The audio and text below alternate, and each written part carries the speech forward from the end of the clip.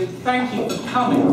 I always start by quoting Woody Allen, who says that 9/10 of life is about showing up, and in these particular circumstances, getting to the new central library, easily reached by tram or bus, according to this postcard that I acquired this morning, might be slightly inaccurate, but maybe it's a reflection of the energy that's going on here in Manchester.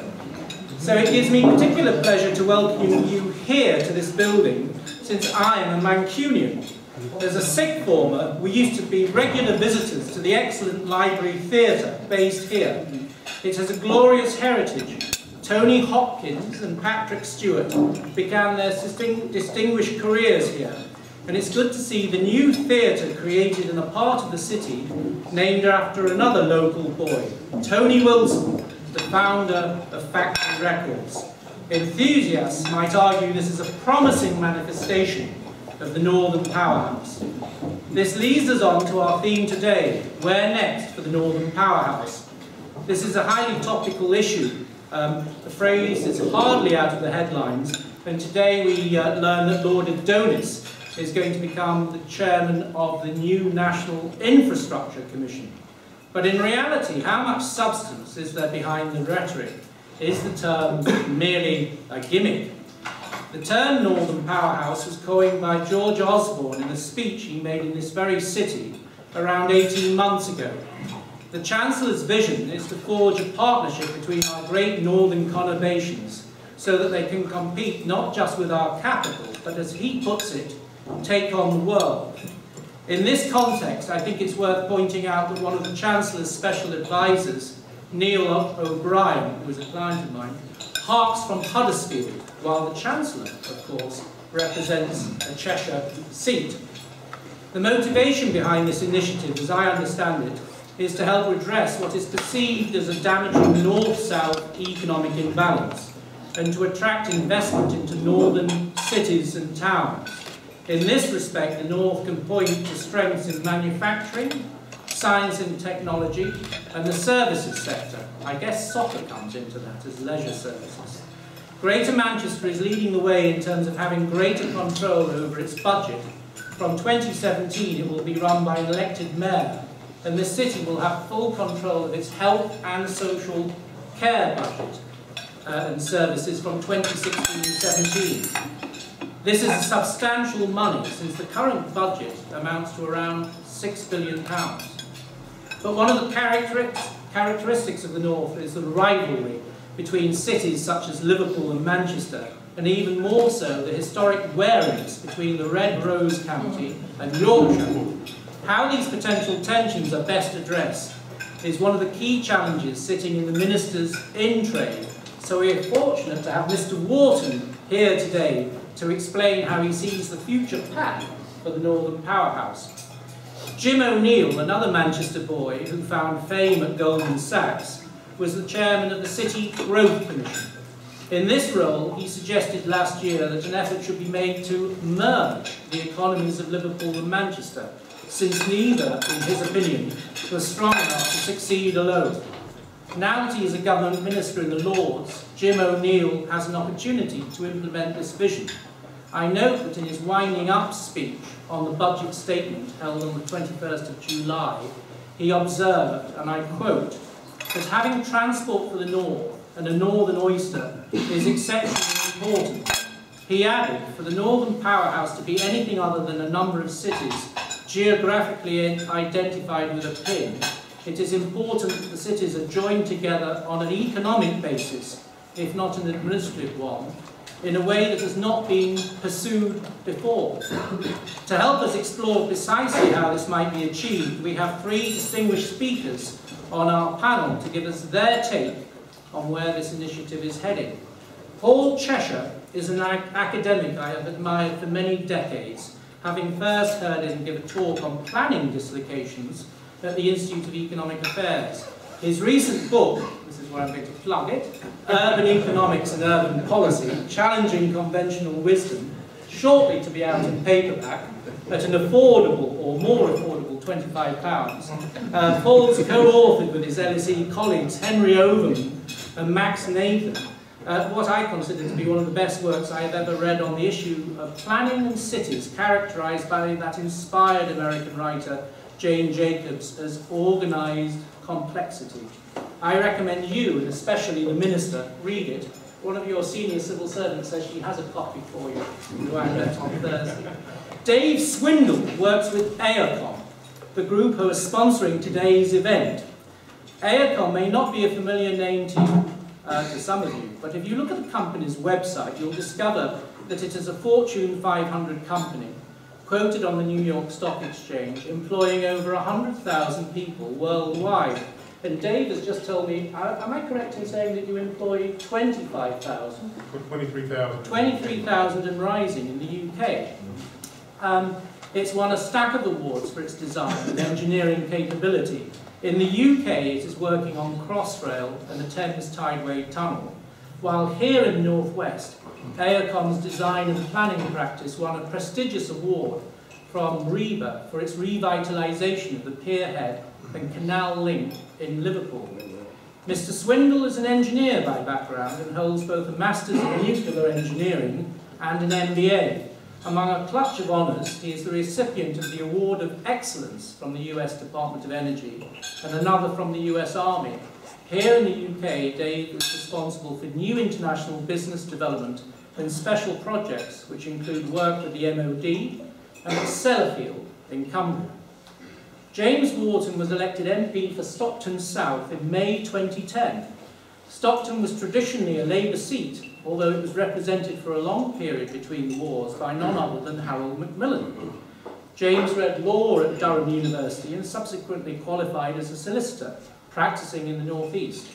James was the youngest Conservative MP in Parliament in 2010, and his career has advanced speedily since then. This May, he was appointed Parliamentary Under-Secretary of State in the Department for Communities and Local Government, where he is responsible for the Northern Powerhouse initiative. I will ask Professor Cheshire to start us off, and then ask Dave Swindle to give us his observations on the opportunities and challenges associated with the Northern Powerhouse initiative, and the Minister will then set out his vision before I move on to a Q&A session, which is your chance to quiz our speakers. Finally, I will invite our three speakers to offer some concluding remarks based on what they have heard from the audience. And one final note, could you please turn your mobile phones to silent, otherwise you won't qualify for any more craft beer. So, Paul, can I hand over to you? Thank you. Well, thank you very much, Keith, and thank you for inviting me here. So I'm an academic, so my job, as I have construed it over 50 years almost, is to try to say it as I see it, to read and evaluate the evidence, and then follow it, judge what it tells us. Sometimes, obviously, I'm wrong, but nevertheless, it's not my job to put positive glosses on uncomfortable realities. I leave that to others. And one of the uncomfortable facts is that reviving the North has been on the agenda for longer than probably almost anybody in this room has been alive. Take my job record. Almost my first job was working on a major research project funded by the long since defunct Department of Economic Affairs in Whitehall to do the research on something called the Framework of Regional Economics, because the Wilson government, as it was worried about the decline of the northern regions. The first big academic study I ran myself was funded by the European Commission, and that was in the 1980s on the problem of declining urban regions, cities across Europe. Now, one element of that study was to try to get quantitative indicators of how prosperous cities were and how badly performing cities were. Purely an attempt to get quantitative indicators, which generated the result that Liverpool on the one hand and Naples on the other were the two worst performing cities in Europe. which got me into terrible trouble in Liverpool, as you may imagine. However, that's what the data said. You know, and the first efforts we made were the Barlow Royal Commission, which started up in business in 1940. On a positive note, because there are positive, I don't want to be just a gloomy doom. One of the main recommendations of that study I did nearly 30 years ago for the European Commission was that we needed to think about cities as city regions, not as jurisdictional local authorities or whatever they were. We needed, if we were to understand cities and to help improve them, we needed data collected systematically for those city regions, rather than for administrative units. And the reason for that was because it's city regions which are really operating as labour markets, as housing markets, as local economies. People don't stop looking for jobs at the boundary of Manchester and Salford, or even at the boundary of Yorkshire and Lancashire. They operate as a whole interacting labour market, the Greater Manchester area, and it's much greater than most of us imagine, as does all the other major cities in Europe. So we English, like to think of ourselves as living in Ambridge, but the reality is that actually you're living in ex-urban Birmingham, because it's all under the influence of these large city regions. So when we build houses, we should be building them in terms of the needs and demands and the economy of the whole city region, not in terms of local authorities, which is balkanizing the decision-making process. When we think about skills and job availability and where we're going to create jobs, it's not a question of is it in this side of the barrier of the local authority boundary or the other. As long as it's in the same city region, those new jobs will benefit everybody more or less equally, because these commuting patterns mean that everything evens out across the city region very rapidly in terms of job opportunities and wages. So we need policies for the whole city region. Transport systems, for example, to deal with both commuting and to deal with the interactions between business, which we often forget about. We need to be planned at the city region level. We need labour market policies that operate at the city region level, making sure that we supply skills, etc.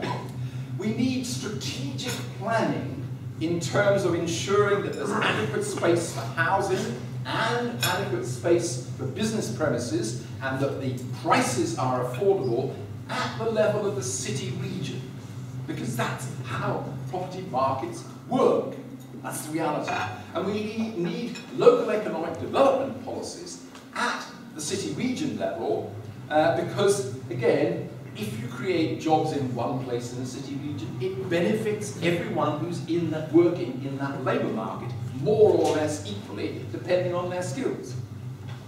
And there's increasingly research evidence supporting this as really part of it, and it contributes to the differential success across Europe in urban economic performance. And I published a paper back in 2009 demonstrating good statistical evidence for this. Recently, last year, the OECD, who I'm very glad to say now have systematic definitions of city regions and provide data for them, they also provided a research paper demonstrating again that having a government for a city region level improves the economic performance of cities. So the Northern Powerhouse concept is, part of that is interacting with this recognition that we need consolidated authorities for metropolitan areas. We can't rely on the sort of balkanized system of local government that we have in this country. But the problems of old industrial cities, not just in the north of England, but in the US Rust Belt, for example, in southern Belgium, in the Ruhr area of Germany, have been going on for a very long time. And there are fundamental reasons for this change. The first, very simply, I'm oversimplifying, but very simply, the first is the loss of comparative advantage in the traditional manufacturing industries that grew up in the north of England, for example, in the 19th century. The north of England is no longer the workshop of the world, and it has not been the workshop of the world since 1918. That's an uncomfortable reality. So we have to adapt. And the second fundamental force driving this problem is the increasing importance of agglomeration economies, what economists call agglomeration economies, evidence discussed in that book that Keith offered you earlier on. Now, the evidence on agglomeration economies is really quite recent, and I think most urban economists would agree is more or less conclusive. And the trouble is that the advantages of bigger cities as places for undertaking economic activity are particularly important in the most rapidly growing sectors of the economy, in knowledge-intensive tradable services, in media, in business services, in research and development, in the cultural industries, in finance, and in higher education. Never forget, Manchester's a great example. Higher education is a major industry, and it's an export base of many cities across England, including the north of England. So what the evidence on agglomeration economies is pointing to is that everything else constant, people are more productive. Once you've abstracted from every other thing, are more productive in bigger cities. And I think the best current estimates are that if you double the size of a city, then, and hold everything else the same, people are about 5% more productive. So this is one of the powerful drivers of London's prosperity, of why London has been sucking in activity from across, not just the United Kingdom, but from across Europe, to be honest. London has outperformed Paris in the last 20 years. This is something we should celebrate as people from Britain, because it's part of the relative prosperity of Britain. You can't hammer London in order to push up the northern powerhouse cities. You have to live with London's success and reinforce the success of those northern cities that have got opportunities. So the north needs a powerhouse. I'm very happy with that. And, it's a repackaging of an old idea, but it's a good repackaging, I think. But it doesn't need too many powerhouses. And that is the real problem for politicians, because politicians are always pressed, they're always tempted to spread the jam too thin. They represent places, and every place wants a spoonful of jam. That is one of the reasons why regional policy has failed for 60 years. So, the north, yes, but powerhouse cities must have strong, innovative service sectors. They should have good skills. They should have a good world-class university at their core, if they are to succeed. And when you're talking about cities that fall into that definition, cities like Manchester or Leeds or Newcastle, please don't forget Birmingham. We're talking about the northern powerhouse, but we really shouldn't forget our second city, which has potential, huge potential that is unrealised.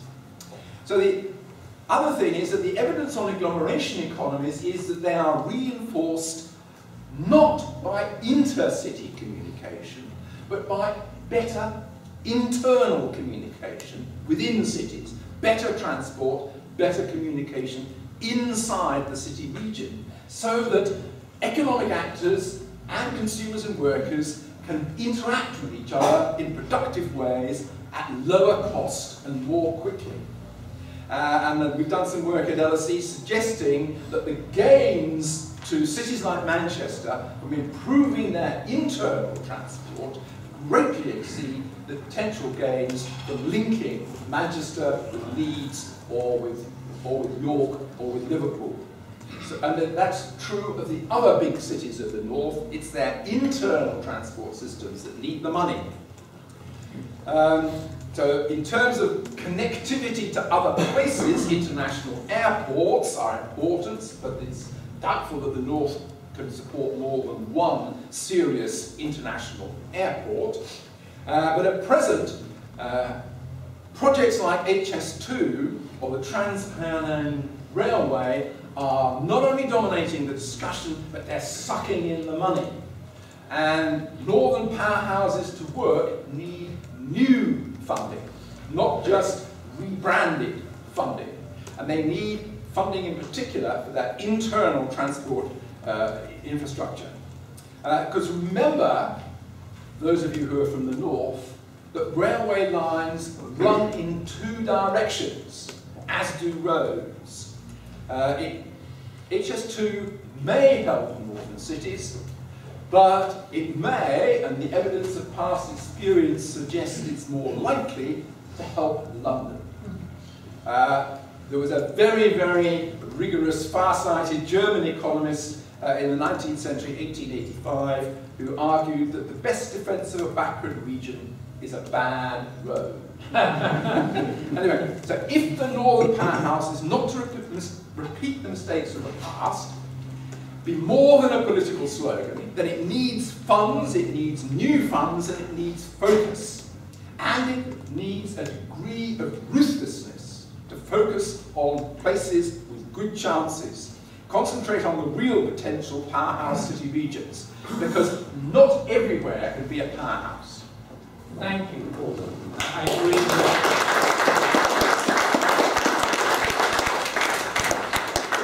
I agree with a lot of that, apart from the factual error that, of course, Manchester is UK second. Not Birmingham. So on that note, I'm going to hand over to Dave. Very good. Well, first of all, good afternoon. And I'd like to say what it is a privilege for me as an American who's worked in the UK for many years now, supporting the energy and defense sectors, to be able to participate in this Conservative Party event. And in addition, I'd like to thank the Center for Policy Studies for hosting such an important debate this year, and especially the Minister's attendance. Minister, your engagement today is a reflection of how important it is to understand, to discuss both the opportunities, the challenges, as well as the needs to achieve the objectives for the Northern Powerhouse. And as my colleague to my right has stated, a strategic, coordinated, and visionary approach, that gives that focus is really clear. And I think what I've seen here from both the outside in is that we truly have a once-in-a-generation opportunity to see the North flourish and show the true potential in the world. So the timing is very right to ask ourselves today, where next for the Northern Powerhouse? So beyond rebranding some existing initiatives, some legacies that have been cited before, the answer is we need some concrete proposals, and this is where Cumbria, which I'll speak more in detail about, has real potential and real projects and investment requirements for the long term. So before getting into details this afternoon, let me first introduce and describe my firm. Paul, or Keith, you had mentioned that this is not a common name here in the UK.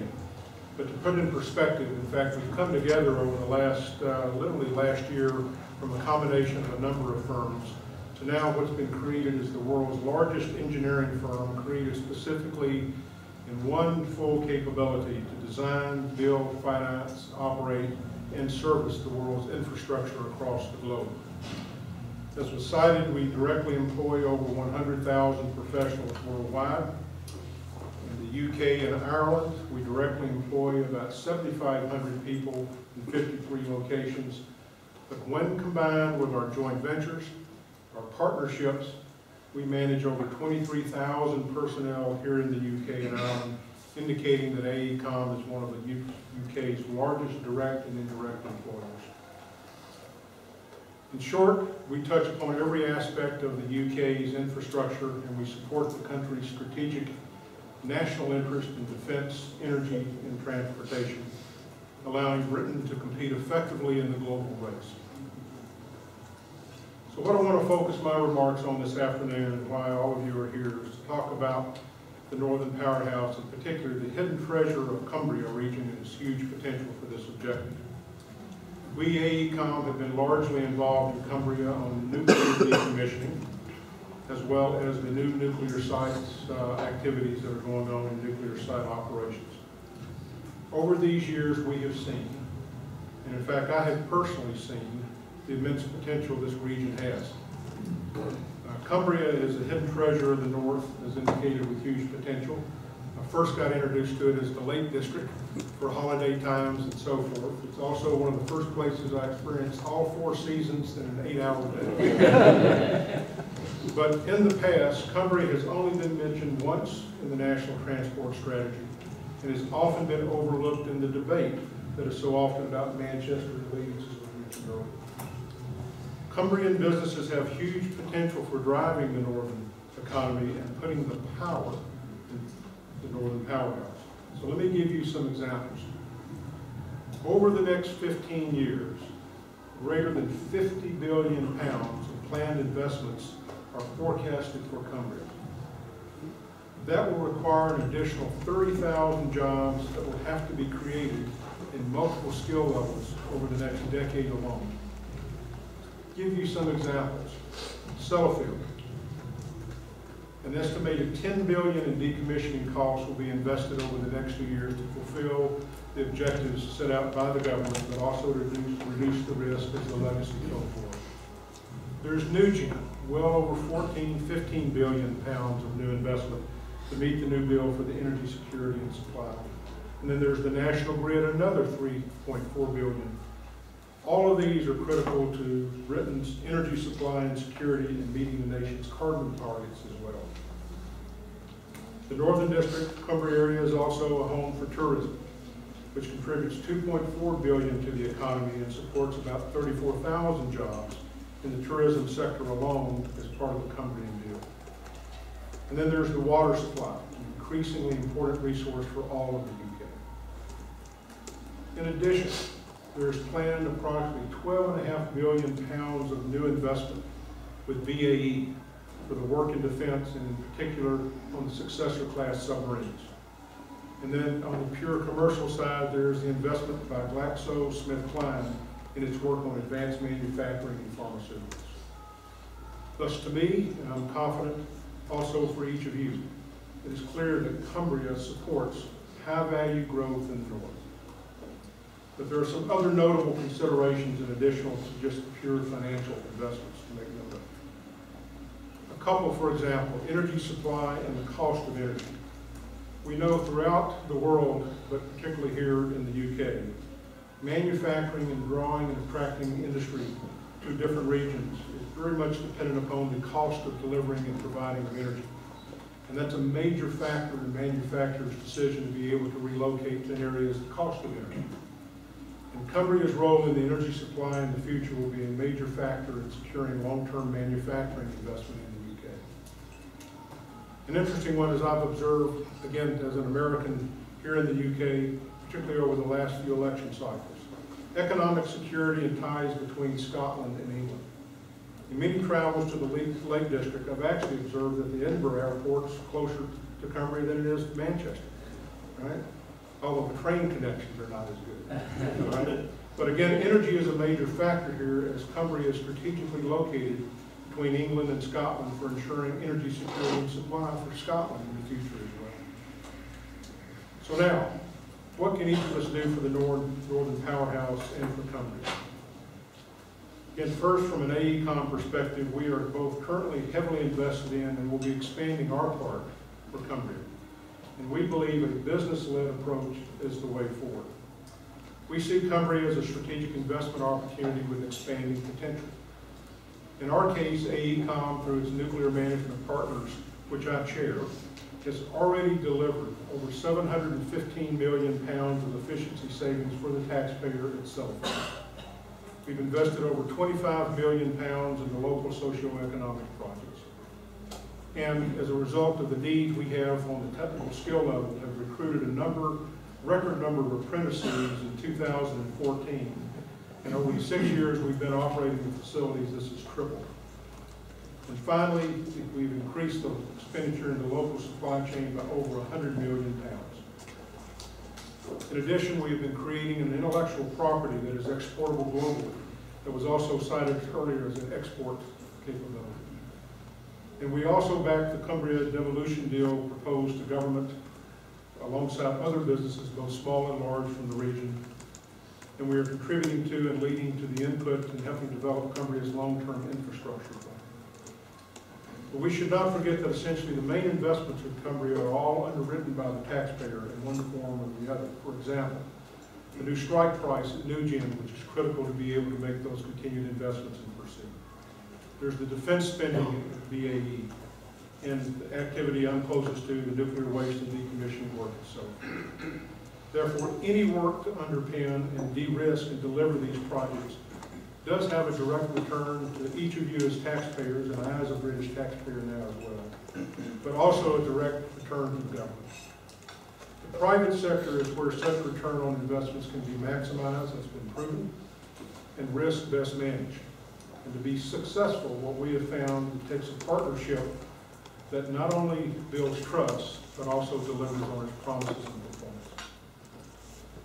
So to sort of wrap up here, there remains a number of challenges which require cross-government support and better link-up between national and local governments. Examples, for example, to reach the objectives for the Northern Powerhouse requires a focus upon the skill sets that are required for growth. But you've got to have the infrastructure there to be able to support those skills and want them to retain and stay in the region. If not, there'll be a vacuum.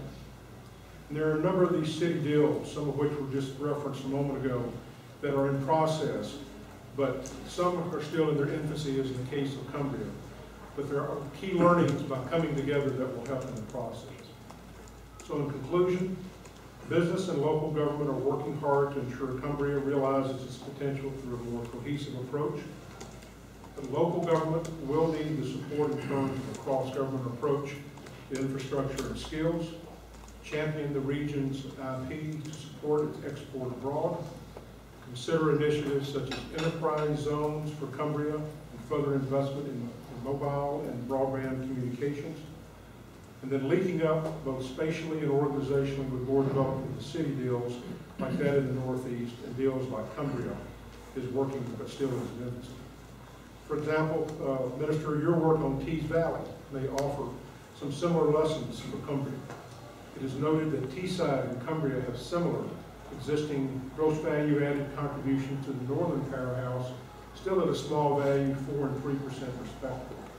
But in the Teesside example, if you look at the transport links from Cumbria to the Northeast, the Department for Transport today is looking at a strategic study for A66 and A69, while Teesside is looking on how to improve the link from these roads to the east. So what's next for the Northern Powerhouse? In our view, it's expanding the powerhouse potential by bringing Cumbria more into the mix, recognizing the contribution Cumbria has to make in energy production, security, water supply, economic contributions, and organizational integration like the Northeast and Teesside. But I would argue that there is a sense of urgency here to act now and act quickly, particularly in infrastructure and skills development because they are such long lead items. I do worry from an operational standpoint at our Sellafield site in the region that if we don't act, that there will be tremendous wage pressures as competition for a finite and insufficient labor market will exist that will drive cost. In addition, having been in the area at key traffic times, you want to avoid the traffic gridlock, so more infrastructure is required.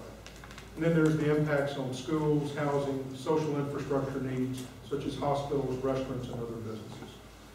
So I would like to extend to the Minister an invite to Cumbria to see the potential for the region and for delivering a true Northern Powerhouse with Cumbria as a key part. So thank you for the attention this afternoon. I appreciate it.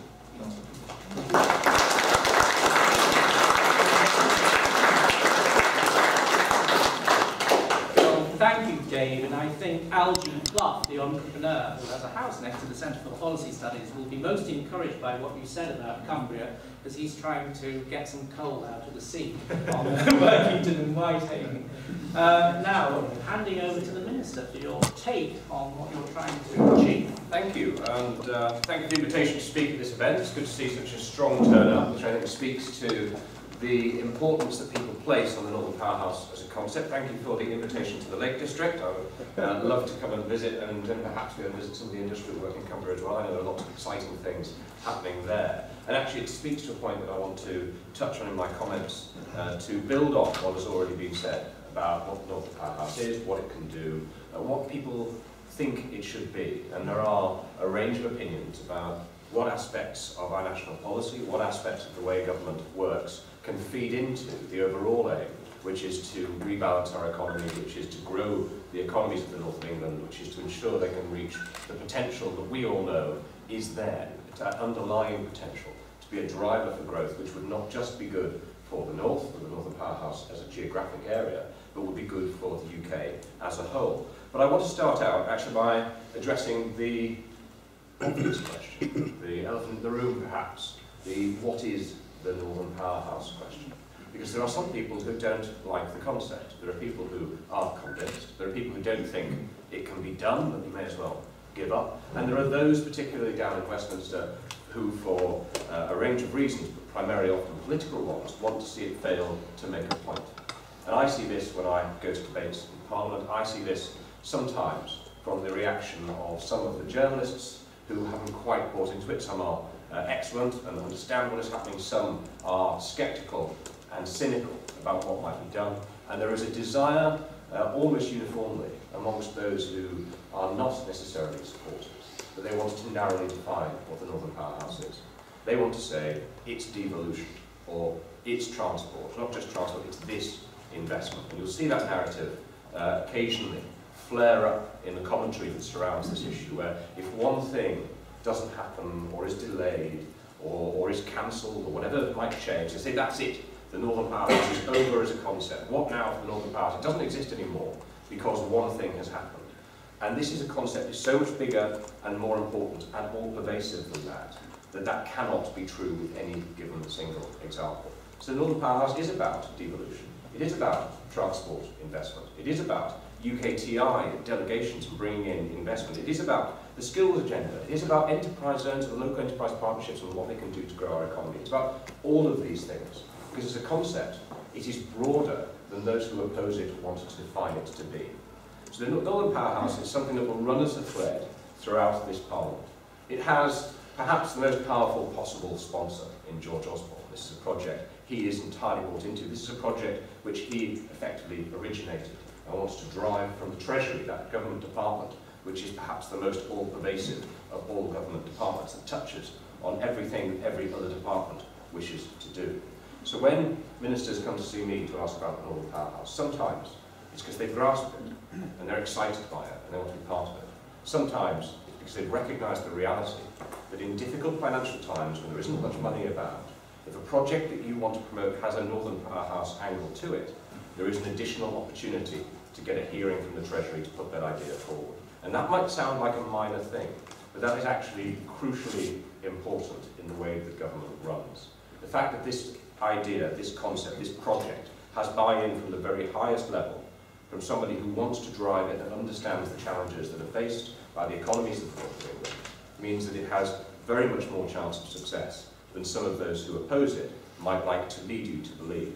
So when you do occasionally read the story that something hasn't happened or something's been delayed, and then the question of what does this mean for the Northern Powerhouse, it may be something that's not great news, but it certainly doesn't mean that the project itself has been derailed, because there is a huge amount that we're going to be doing. There's a huge amount that is going to evolve as we progress through this Parliament.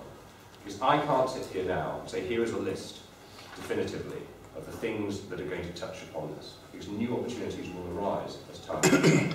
New investments will come forward, new things that we should do, things like bringing UKTI in to do Northern Powerhouse trade missions. They weren't on the agenda 6 months ago when this project was being talked about, but it was an opportunity that was recognised and is being delivered on, and there'll be many more such things that will arise. But what specifically can we expect to see next? This is the key question of this fringe meeting. Well, I can give some short and medium term answers. I can't tell you everything that's going to happen, because some of it will evolve, and some of it I'm not in a position to be able to announce today, because I would get in a lot of trouble if I started announcing policies at fringe meetings that perhaps would be given greater prominence at a later date by others. We can tempt me, but you'd have to give me an awful lot of this crap. There is, particularly in the field of devolution, quite a fast-moving environment. The devolution bill has gone through the House of Lords. It comes back to the House of Commons when we come back from conference. We will be taking that bill through and we'll be delivering it probably at the latest by about January to Royal Assent if all goes well. At the same time, we're talking to areas about devolution and what they want for their community, for their economy. And we're taking a different approach to what government has done before. Central government, national government, Westminster has always tried, when it wants to do something, to apply like a stamp, an identikit model, to different places across the country. So you could say, look at what's happening in Greater Manchester. This seems to be working for Greater Manchester. It's a great idea. There's enthusiasm about it. Therefore, everyone has to do the same.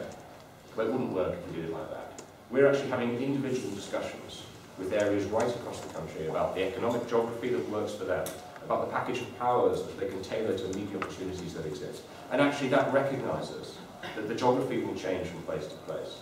And the powers that they want and need to deliver improvements to their economy will change as well. What is needed in rural North Yorkshire, it may not be the same as what is needed in Greater Manchester. And we should not pretend that government has all the answers from Whitehall, because that's the very idea and approach that we're trying to get away from. So we are having discussions. Over 30 areas have bid for devolution deals, and we're in the process now of going through those, talking to them, of trying to find the conclusions and the solutions that will deliver for those areas the right package. And not every area will get a devolution deal straight away. There will be discussions to be had. The proposals will have to stack up. The governments will have to make sense. They'll have to be able to demonstrate that they have a plan with what they want to deliver as a result of the powers that we can devolve. But you will see a series of further devolution deal announcements. We saw Sheffield on Friday with a deal that also brought in £900 million of additional funding through the gain share model, which will allow Sheffield not only to control more of its own destiny, make more of its own decisions, but also to leverage in some of the money it needs to get the maximum benefit from the opportunities that exist in that city region area. That will not be the last of the devolution announcements going forward. We're in talks with a lot of areas, and there's a lot of really strong and good potential in some of the bids that have come forward. So that's one of the things that is going to happen next in the short term. We're going to see the bill going through Parliament, hopefully successfully. My career may be a short-lived one, if it does not. And we're going to then see areas not just making the deals and those deals being announced, but then being put into effect, the governance structures, the funding streams, the control that they want over the areas of policy that are agreed. Leading, of course, through to 2017, we want to see the elections of the Metro mayors who will give that democratic accountability and that figurehead, that person to drive forward those plans and to deliver on those deals. And deals are two-way things. It's not about us telling an area what they will have. It's not about an area demanding from us what they want. It's about having a sensible discussion about what we can do to give them the best opportunity to grow their economy, to give them the tools that they need to drive the growth that we know exists, the underlying potential that exists in so many of these areas across the north in particular, to help us build the Northern Powerhouse to deliver on that government agenda. So that's one of the things I think you will see relatively soon coming forward. We have lots of other things, of course, going on as well. Transport for the North will be getting fully, properly established, appointing people to actually take control across the north of England in a strategic and coordinated way of transport decisions that previously have been taken in Whitehall. We will see things like the Enterprise Zone programme, delivering new enterprise zones, targeting it at the areas that have the best potential. We'll see regional development funds being released, being structured in a way that can deliver for areas but ensures that areas get the maximum benefit from them as well. We've got an awful lot to do, and the list is not an exhaustive one, because it will be added to as time goes on. Just as when Manchester made its, Greater Manchester made its devolution deal, the original package that they got was not the package that we see today because it's gone on to evolve. You will see that with the Northern Powerhouse as a concept. So there are things that we're doing now, there are things that are obviously part of it, but there are things that will be added to it as time progresses. And Manchester got the deal, they then identified further opportunities for things that they wanted, and they also pushed back on things that we had not been able to agree with them in the first instance, so we could find a way to agree with them to put the structures in place. And Manchester is now on its third round of asks from government for what it wants to be devolved to it, and we continue to work with them to ensure that where it makes sense, those are the sort of things we're supporting them to do. It will evolve as a concept, devolution will evolve in Manchester much in the same way as the Northern Powerhouse will continue to evolve as a concept of a thread that runs throughout this Parliament and this government, and the single most powerful driver for that is the fact that the idea of, it's the project of, the Chancellor himself who wants to see it be a success. I do, Paul, want to address one of the points that you made, which I think is a very fair academic point, that not everywhere can be a powerhouse. But I think the challenge that lies within that is there is the political and practical reality that we should ensure always that there is something in this process for everyone who wants to be a part of it. I'm very keen that we take maximum advantage of what can be done in the great cities of the north, of the agglomeration, if we can deliver it successfully, and what that will unlock in terms of economic growth. But I'm also keen to send the message that this isn't something just for the big cities. There's got to be something in this for other areas as well. And I said about, in my earlier comments, that devolution will be bespoke deals. They'll be different in different places, and quite rightly so. So what works for rural North Yorkshire will quite probably be quite different to what might work for Greater Manchester, what might work for Tees Valley, where I'm from, and so on, or for Cumbria. But we want to ensure that there is something there and we address the potential. And we should recognise as well that many of the people who drive the economies in the big cities of the north live in the fringes and in the outskirts. They live in the broader community that exists across this area. So absolutely a focus on a hard-headed economic good sense is needed. Not everywhere can be an agglomerated great city, but there should be something for every part of the north, and indeed every part of the country, in devolution as an agenda. And I want to ensure that benefit is felt and spread. So as I recognise what you say, I think in terms of the language that I would choose to use, I would always want to be careful to make very clear this is not something that's just for cities. The cities will play a key role. The potential there is perhaps its greatest because of the nature of the way that the economy works, the structures that exist, the population centres that are focused in cities by very definition. But there is something there as well for other communities that want to be part of it, and we're encouraging them to come forward. And David, your comments about Cumbria are a perfect case in point. Cumbria is a great place, but not many people would suggest that it's a great city. It's something different. But actually it has huge potential to attract significant investment, to be a world leader across a range of areas of important, high-skilled work. And we need to ensure that we capture and maximise the benefits that will flow from the investment that's going to go into Cumbria over the years to come. So I'm delighted to hear your comments and very much endorse what you said, and want to see Cumbria play its role in what we're doing more broadly to deliver on this agenda. So there are lots of things happening. It's a very broad project. It's a very broad and a very deep project. And the most significant thing that I have found is when I travel to the north of England, people are excited about it. Now, I'm from Teesside. When I go home, businesses want to come and see me to talk about Northern Powerhouse. They want to be part of what is being done. They want to understand where the opportunities will lie in the future. That is a very important thing in itself.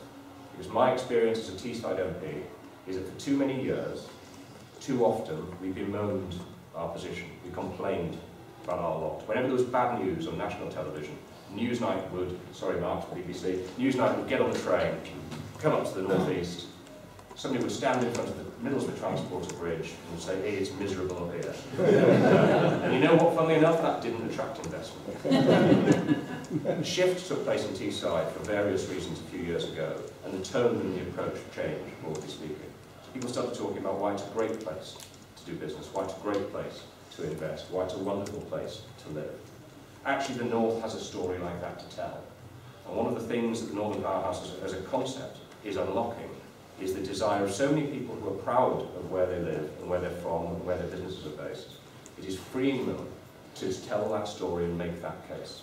You see that in the trade missions that we're taking abroad, but you see that in the narrative at home as well, and you see it in the attendance at events that are linked to the Northern Powerhouse by serious businesses right across the North of England. This is an exciting project. If we engage with it properly, are positive about it, see it through and deliver it, it will deliver real change that will benefit us all. So thank you so much for the opportunity to speak, and look forward to an interesting range of questions.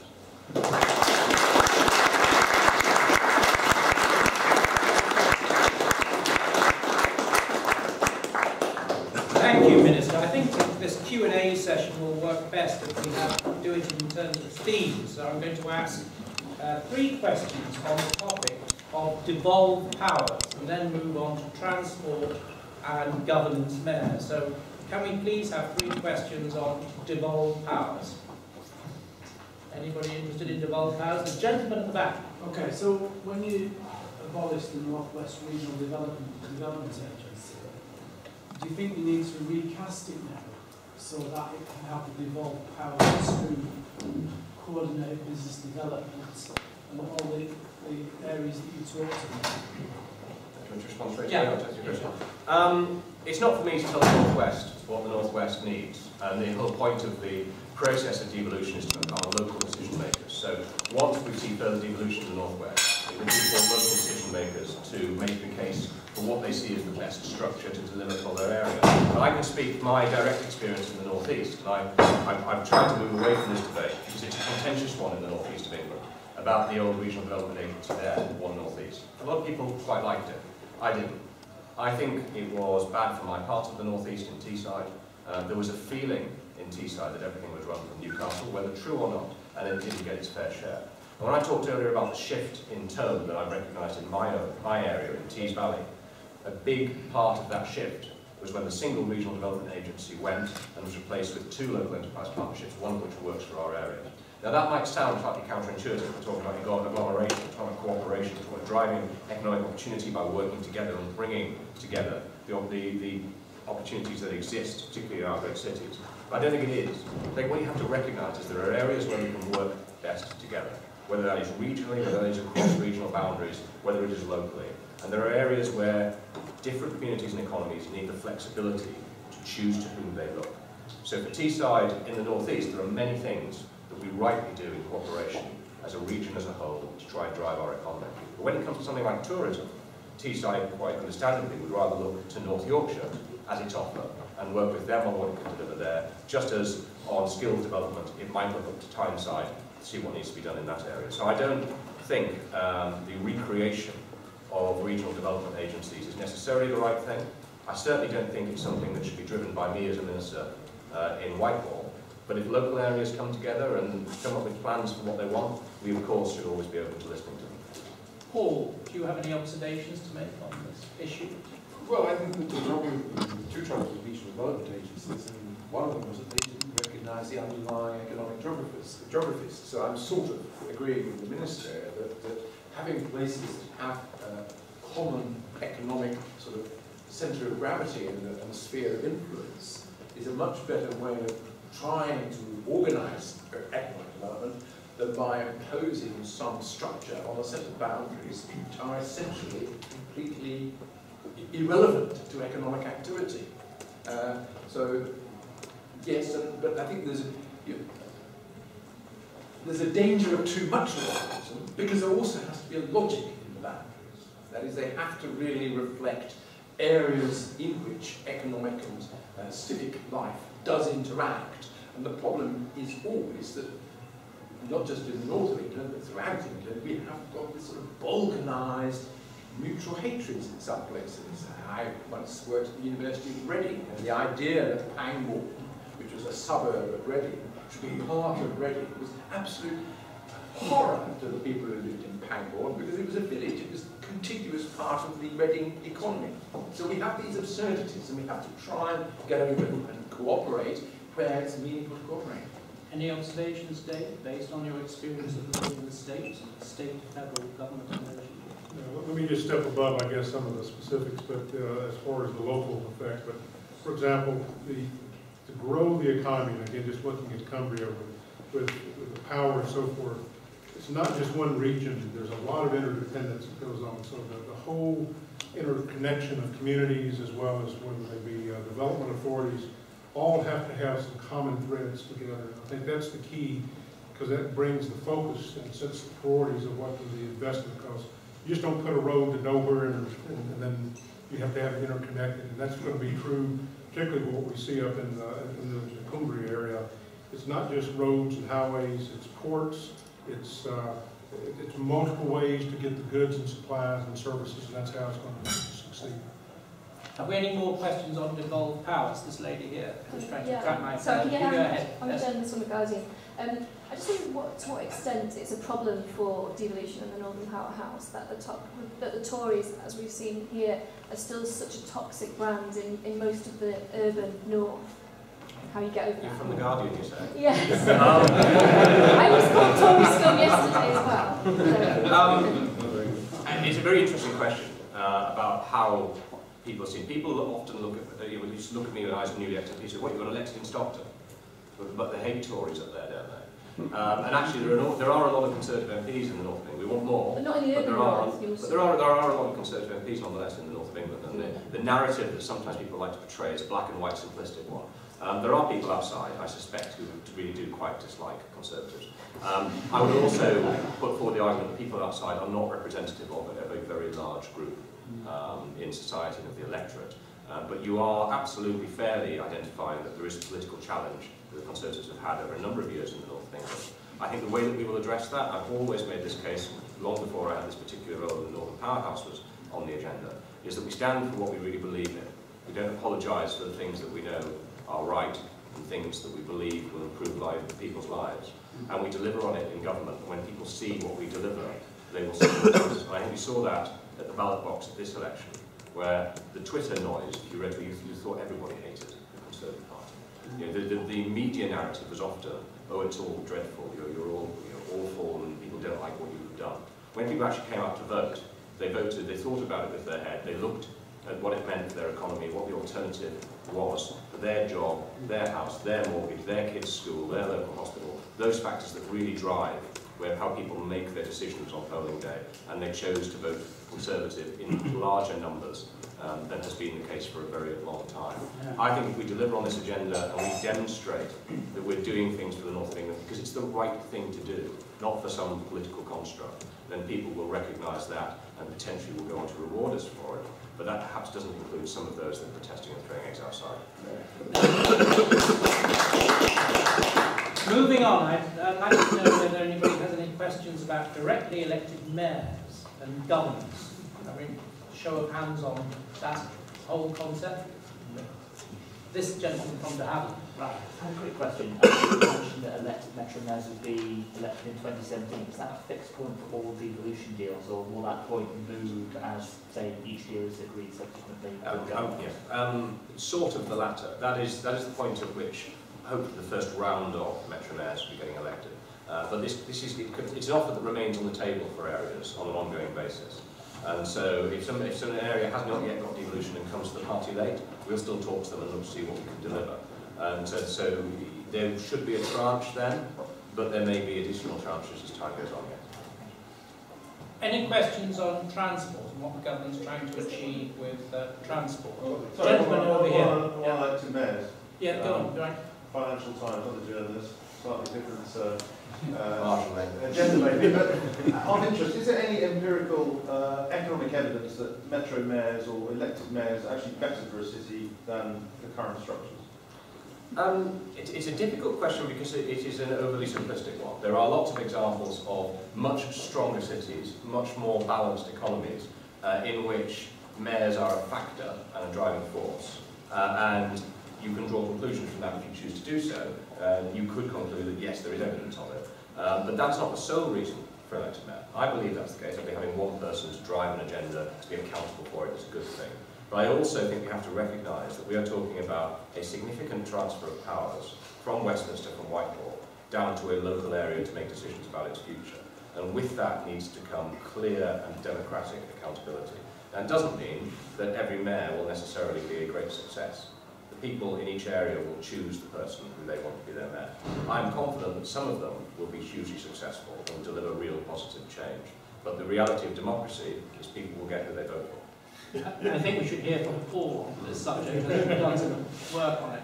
Well, I think the point of the work is that it doesn't show the mayors. I mean, it's not mayors that make the difference, it's the boundaries that make the difference. You can have different forms of governance, but having a governance that actually reflects the economic reality of the city region, there is good economic evidence that that does help. It's not a magic cure-all, but it systematically helps the growth and the productivity of that urban economy. And there was a study of mine that I referred to, but there's also now this big OECD study, which is across many countries, coming to very similar results from a very different methodology. Dave, can we tempt you to talk about the experience in the US and directly elected mayors? You know, I'll step aside from the politics of the election versus the appointment, but will speak that it does come down to leadership. And as an example, whether it's geographical boundaries that define a region or whether it's elected processes, whatever, key for success is to have whether elected or appointed officials that know the value of strategic planning, know the value of putting master plans together, zoning, all of those aspects, and the discipline that goes with that is really critical to be able to achieve the objectives. Because people can change over time, and if you have a plan that's been bought into well, that will be successful for the growth and prosperity. Thank you. Now, I'd like to move on to transport. The Minister tells me that he's got to leave us at 2 o'clock, so if we could have questions on the issue of transport, and then I'll give the Mayor the opportunity for audience making some concluding remarks. The gentleman with his hand up over there. Right, in Ireland, Sunderland, in a town of Weir, bus services have been destroyed in the past 10 years. You don't know what bus you get, you don't know what route it is, all of the routes are frequently. When if your bus is missing, you wait ages for it. So I've never been in car holder whatsoever. Most use public transport overnight. And I'll tell you one thing, even the metro is a wide everything. Because basically there's been bus services cut through the metro and then designated. Barry happened here. Used to get a bus up to Cramlington just under years ago. It's all cancelled, it's all gone. Used to get a bus to Blind, all gone. People used to go for tourism, to Blind, it's all gone. So are you looking for more coordinated transport delivery? I mean, this is strange. There's a bus station in Sunderland outside the civic centre. Certain buses are not going in there to use it because of the cost to use it. Because the price of what councils cost them to use it. The stagecoach buses. Right, gentleman in the back. The east-west links are appalling in that. North-south isn't very much of an issue, particularly connecting to London is actually relatively straightforward, Manchester to London, and the east not as good. But the real issue of connectivity must be east-west. The question can only be addressed in terms of resources. So what is the government proposing to actually put into the resources requirement to resolve both infrastructure, both rails as well as for roads? Because that's a significant issue. If that's not, if there's no money going in, then the talk about connectivity between cities really is only ever going to be talk. Yeah. Now, just before you go, I'd like you to sort of make some concluding remarks and also touch on this whole issue of attracting inward investment from overseas. Yes, happy to do that. Okay, buses, one of the things that some areas are looking at is more control over bus franchising, so it may be something where some change can be delivered. I can't stand here and promise a plentiful and endless supply of new buses. If I did, I would win my constituency hands down every election. This issue does come up time and time again, but I recognise the concern that you raise. On the broader issue of east-west transport links, you're absolutely right. Connectivity east-west is not as good by some stretch as north-south. I know that as a Teesside MP, and as a Teesside MP who now travels across the northwest quite a lot in particular. There are improvements planned, there's significant investment already going in. You will have seen the announcement that the electrification has been unpaused, which is good news for some of that investment going into TransPennine and so on. There's also a lot we can do through the franchising, which is looking to improve the rolling stock, getting rid of the paces, starting to build on those necessary investments to deliver better transport links. But the driving force behind this looking forward will be through Transport for the North. And that's the point. Is there are things we're doing, there are things the government is investing in, significant transport investment is going into the North. But we're also now looking at giving the North more coordinated and strategic control over the decisions that will be taken in the future to improve those transport links and working with them to ensure that's a success. So you will see things happening in the shorter term in terms of the investment going in, but more importantly and strategically, Transport for the North will then take on the role of coordinating and controlling that strategic investment, because you're absolutely right to identify, for example, the east-west connections. But there are specific issues that come up from place to place, where local individuals affected by local authorities might understand it, but often in Whitehall that message has been lost and money has ended up going elsewhere. This will give the North a strong voice in transport and a clear and coordinated role in developing strategies for transport for the future. On inward investment, as a sort of final point, I do afraid have to go, my Secretary of State is speaking at past, and I need to be in the hall. This is a huge opportunity, because there are people out there right across the world looking to invest. Looking to invest in the UK, perhaps, but they don't really mind. They invest in Germany, they invest in France, they invest wherever they get the right return, wherever they see the opportunity that exists. We have a great opportunity, a series of opportunities in the north of England. There are great things that people can invest in across the Northern Powerhouse. And the concept, now it's been put forward, has captured the attention of many of those investors. We have a steady stream of people now wanting to come and see me from countries around the world to say, how do we invest in the Northern Powerhouse? How do we play a role in this? How can we visit? How can we see the opportunities? What can we do? Because for too long, investing in the UK has meant investing in London. And that's great. We want investment in London. But actually, we've got other things that we can sell as well. We've got other offers on the table. And one of the things that Northern Powerhouse has done, one of the reasons that UKTI is now actively involved in this project, one of the reasons you've seen Northern Powerhouse themed trade missions is because of the recognition that actually, as a brand, this is a brand that sells, and it's a brand that's understood. And when you get to places like China, they are facing many of the same political challenges that we are.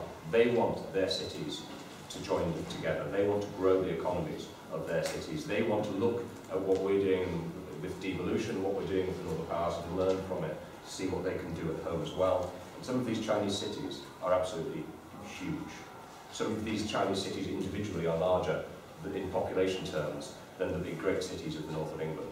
And if we can get some of that investment here, if we can use it as a mechanism to open the door to put forward our pitch for why the north of England is a good place to invest, just as London is and has always been in the past, I think we will see more investment coming in. We'll see significant benefits from that investment when it arrives. Thank you. Thank you so much for the invitation.